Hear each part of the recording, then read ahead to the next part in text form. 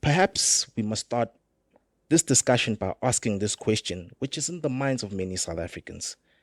Do you think the controversial defection of key EFF members, Floyd Shivambu, Zwanele Manye, Dalim Pofu, Busisiwe Mkhwebane, and Alfred Motsi to the MK party would lead to the demise of the EFF and may have fractured the Progressive Caucus? It is possible, but I think at this stage it is unlikely that this will lead to the end of the EFF. There are two reasons for that. The first is that the EFF leader, Julius Malema, is an extremely charismatic figure.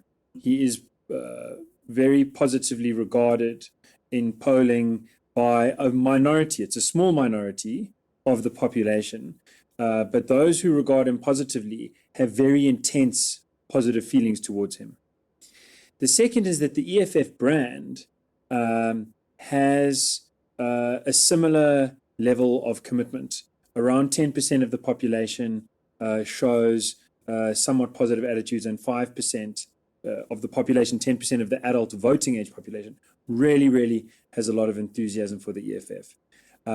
Figures like Ndlozi, Shivambu, Mpofu, Mkhwebane, Notsi, they have a following too, but none of them have the name brand recognition. None of them have the personal connection to voters that Malema has. Also, they can't compete with the EFF itself as a brand.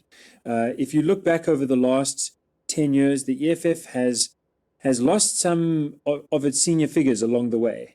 Many of its financial treasurers have resigned with big complaints, and it hasn't really damaged the party. So this will damage the party, Yes. but I don't think it'll destroy the party. The second question is, will it fracture the radical left? I think maybe, but maybe not. In terms of policy, the laws that they want, the vision that they have for the country, I think MK and the EFF are quite close. Same WhatsApp group, in a sense. So I see this more as a family feud. People that share a lot of vision, share a lot of personal connections. There have been some personality clashes, some outlook clashes, but I think they're still trying to pull in the same direction. And I think if they get the chance to, they would collaborate to come back into government, perhaps as soon as 2026. Yes, and of course you've mentioned that there are challenges with the left, and of course it is currently fragmented and disjointed at the moment. The socialist camp is diverse and has some less radical derivatives in its ranks, such as SACP and COSATU, which tend to stay clear of land expropriation and nationalization debates while resisting any attempts by the government to privatize bankrupt state-owned entities. If the left were to consolidate, do you think the moderate left will disappear in South Africa and only the radical left will remain? I think that probably is what would happen if there was a full left consolidation at this point. The radical left that wants expropriation without compensation, that wants full redistribution, that doesn't really believe in growing the economy, that believes much more in cutting it up and reparceling it out. That faction has a much more charismatic leadership presence, and it's got a much stronger legacy of intellectually injecting its ideas into the body politic in the academy, universities, in parts of the media space. The reason for that is during the struggle against apartheid, a kind of radical vision was very appealing. Moderates had tried for decades to speak reasonably with the apartheid leaders and were basically ignored.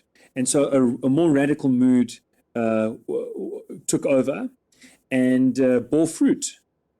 But there's momentum in politics.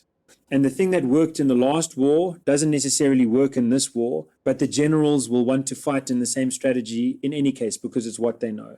So the generals who won the last war, they won it with a more radical line. And I think that is the kind of momentum that's carried over, particularly if you look in MK's top leadership and in the EFFs. The calls that have been made are clear and historically consistent. And the final aspect to that is voters who hear the same message over and over again at least know this is what this politician stands for. The moderates haven't learned how to pick their message and stick to it. If a moderate is wishy-washy and says one thing one day and another thing another day, they lose connection with voters.